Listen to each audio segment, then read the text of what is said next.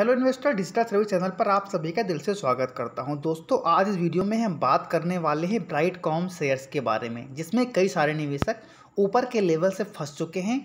तो आज हम इस शेयर की एनालिसिस करने वाले हैं वीडियो के माध्यम से, जो कि बहुत ही इंपॉर्टेंट वीडियो रहने वाला है। तो आप सभी से रिक्वेस्ट है कि वीडियो को बिना स्किप करें अंत तक ज़रूर देखें। उसके पहले अगर अभी तक आपने हमारे चैनल को सब्सक्राइब नहीं किया है तो प्लीज़ चैनल को सब्सक्राइब करना बिल्कुल ना भूलें। बेल नोटिफिकेशन को ऑन कर लें। साथ ही साथ जो भी हमारी पेड प्रीमियम ग्रुप चल रही है, जो भी हमारी पेड ग्रुप हैं, वो 7 डेज़ के लिए फ्री ऑफ कॉस्ट डेमो के तौर पर दिए जा रहे हैं। लिंक डिस्क्रिप्शन बॉक्स में दे रखा है, जाकर ज्वाइन कर लें। बहुत ही ज़्यादा मज़ा आने वाला है इन 7 डेज़ के अंदर आप सभी को। सबसे पहले अगर हम कंपनी की बात करें तो कंपनी फॉर्म हुई थी 2010 में, जिसको हम पहले लाइकोस इंटरनेट लिमिटेड के नाम से जानते थे। बाद में कंपनी का नाम चेंज कर ब्राइटकॉम ग्रुप लिमिटेड रखा गया था 2018 के अंदर। अगर हम कंपनी में ये समझने की कोशिश करें कि कंपनी करती क्या है, तो सबसे पहली बात हम बताते हैं इसका जो कोर बिजनेस है वो है डिजिटल एडवर्टाइजिंग, जिससे कंपनी के पास 83% का रेवेन्यू जनरेट होता है, जिसको हम एडटेक के नाम से भी जानते हैं। सरल भाषा में कहें तो आजकल आपने सुना होगा कि इंटरनेट एडवर्टाइजिंग यानी डिजिटल एडवर्टाइजिंग, जिसे हम एसईओ के नाम से भी जानते हैं। तो बेसिकली जिस तरह से लोग कयास लगाते हैं कि एफर इंडिया जिस बिजनेस सेगमेंट में काम करती है, उसी बिजनेस सेगमेंट में ये कंपनी भी काम करती है, तो भविष्य में ये एक मल्टी बैगर रिटर्न दे सकती है। तो अगर हम इसको डिवाइड करें 3 मेजर डिवीजन से, तो पहला आता है एडटेक एंड डिजिटल मार्केटिंग, दूसरा आता है सॉफ्टवेयर सर्विसेज, तीसरा आता है फ्यूचर टेक्नोलॉजीज़। जिसमें अगर आप रेवेन्यू वाइज ब्रेकअप देखते हैं तो कंट्रीब्यूशन इनका मेन आता है जो डिजिटल एडवर्टाइजिंग से 83% का आता है, सॉफ्टवेयर डेवलपमेंट से 17% का आता है, और फ्यूचर टेक्नोलॉजीज से कंपनी किसी भी प्रकार का रेवेन्यू जनरेट नहीं कर पाती है। अब जो भी कंपनी इस तरह के बिजनेस करती है, उनके पास कई तरह के एनालिटिकल डेटाज भी होते हैं, जिसके कारण उन्हें उन एड्स को करने में काफ़ी मदद भी मिलती है। इन कंपनी के बेसिकली 3 तरह के बिजनेस मॉडल्स होते हैं, जिसके अंदर होता है इनका पहला branding advertisement, cost per converted user, third आता है non cost per converted user. But यहाँ पर कंपनी का सबसे बड़ा ड्रॉबैक क्या है?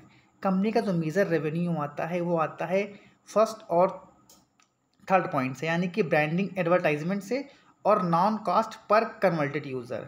अब अगर इसकी तुलना आप करते हैं एफर इंडिया से, तो एफर इंडिया का जो मेजर रेवेन्यू जनरेट होता है 87%, वो आता है कॉस्ट पर कन्वर्टेड यूज़र। यानी कि अगर आप किसी भी कंपनी को ऐड देते हैं, तो जो भी मान लीजिए आप एक डिजिटल ऐड चला रहे हैं और आपने एक शूज़ का ऐड दिखाया, अगर उस शूज़ को मैंने देखा, उस पर क्लिक करता हूँ, उस पर बाय करता हूँ, तो उससे जो भी रेवेन्यू जनरेट होता है वो दोनों में डिस्ट्रीब्यूट होगा। अगर मैंने उस प्रोडक्ट को देखा, उसको बाय नहीं किया, तो वहाँ पर क्या होगा कि जो कंपनी ऐड कर रही है उसको पैसा नहीं मिलेगा।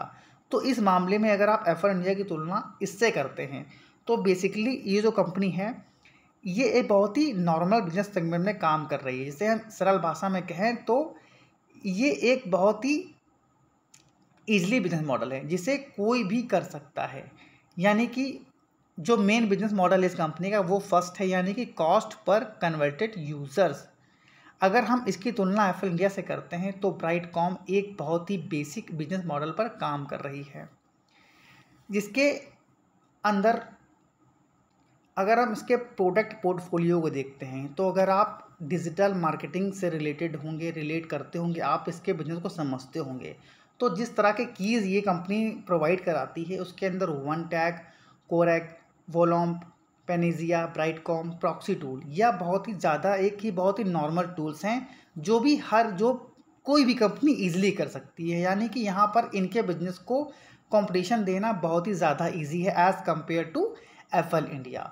तो इसलिए जो लोग इसकी तुलना एफएल इंडिया से कर रहे थे, तो मैं उन सभी को कहना चाहता हूँ प्लीज़ ऐसी गलती बिल्कुल मत करिएगा। एफएल इंडिया एक बहुत ही अच्छी वेल सेटल्ड कंपनी है, आप इसकी तुलना इससे बिल्कुल भी ना करिए। अगर हम यहाँ पे कंपनी का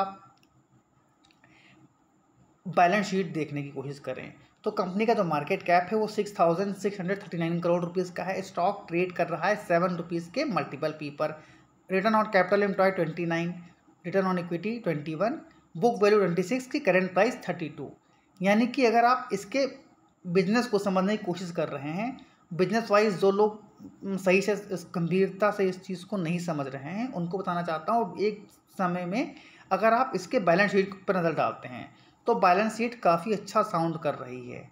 वहीं इसके सेल्स अगर आप देखें मार्च, ये तो हमने डेटा लगा रखा है आपका क्वार्टरली, यहाँ पर आप ईयर वाइज डेटा देखें अगर, तो इनका जो सेल्स है वो 467 यानी 2011 से बढ़कर अभी 5020 करोड़ की देखने को मिल रही है।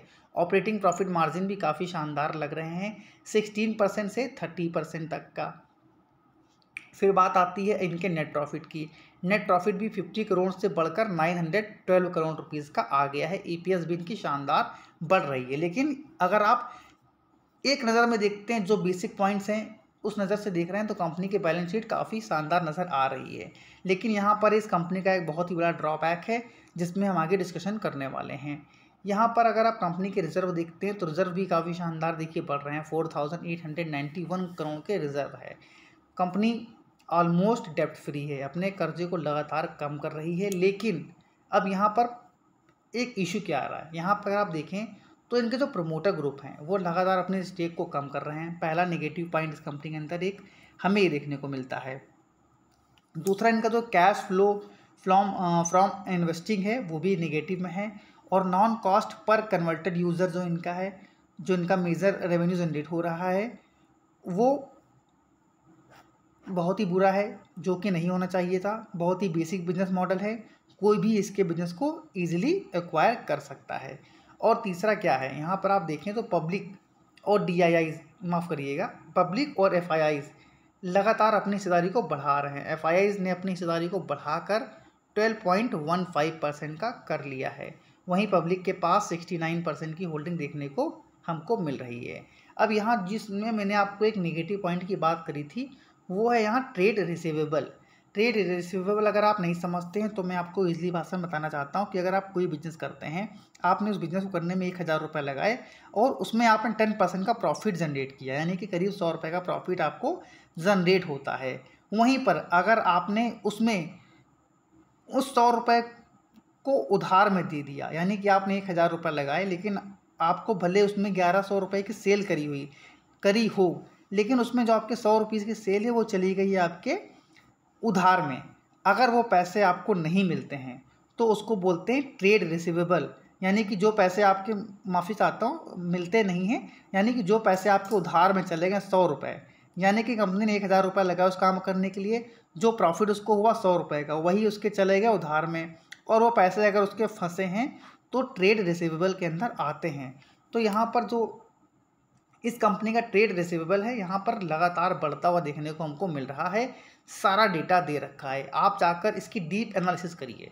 मैं यहाँ पर आपको नहीं बताऊंगा, ये आप लोगों के लिए एक वर्क है। आप लोगों को कमेंट बॉक्स में कमेंट करना है कि सर ट्रेड रिसीवेबल इनका टोटल कितना देखने को मिल रहा है।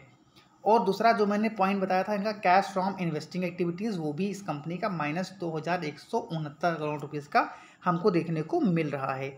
अगर आप ट्रेड रिसीवेबल डेटा, माफ़ करिएगा, अगर आप कैश फ्लो फ्रॉम इन्वेस्टिंग के बारे में जानना चाहते हैं तो मैं एक सिंपल भाषा में बता दूं, जब कोई कंपनी किसी एसेट्स को बेचने से जो भी पैसा जनरेट करती है, अर्न करती है, उससे हम कैश फ्लो फ्रॉम बिजनेस, वो कैश फ्लो फ्रॉम इन्वेस्टिंग कहते हैं। तो यहाँ पर आई होप आप लोगों को ये पॉइंट्स क्लियर हो गए होंगे।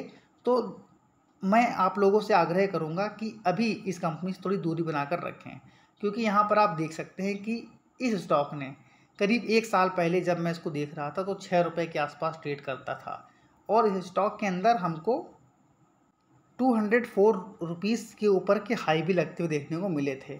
52 वीक लो अगर बोलें 18.40 का है। तो ओवरऑल इस कंपनी के बिजनेस मॉडल को समझने के बाद अगर हम कंक्लूज़न पे आते हैं तो मैं आप लोगों से आग्रह करूँगा प्लीज़ इस तरह के कंपनी में निवेश करने से बचें, क्योंकि इसको समझना काफ़ी महत्वपूर्ण हो जाता है कि अगर आपको इस तरह की कंपनियों में विश्वास है, यानी कि जैसे मैं हमेशा कहता हूं कि आप हमेशा फ्यूचर ओरिएंटेड बिजनेस के ऊपर फोकस करिए। तो यहाँ पर अगर आप एफल इंडिया से तुलना कर रहे हैं तो प्लीज़ इस ऐसी कंपनी से दूर रहिए, और इससे far better company apple India है, आप उसमें निवेश कर सकते हैं। या आपकी खुद की राय हो सकती है या मेरा खुद का पर्सनल व्यू है, आप इससे डिनाई भी कर सकते हो। मैं सेबी रजिस्टर्ड एडवाइज़र नहीं हूँ, किसी भी तरह की कोई भी निवेश की राय इस स्टॉक में मेरे लिए नहीं है या किसी अन्य स्टॉक में भी नहीं है।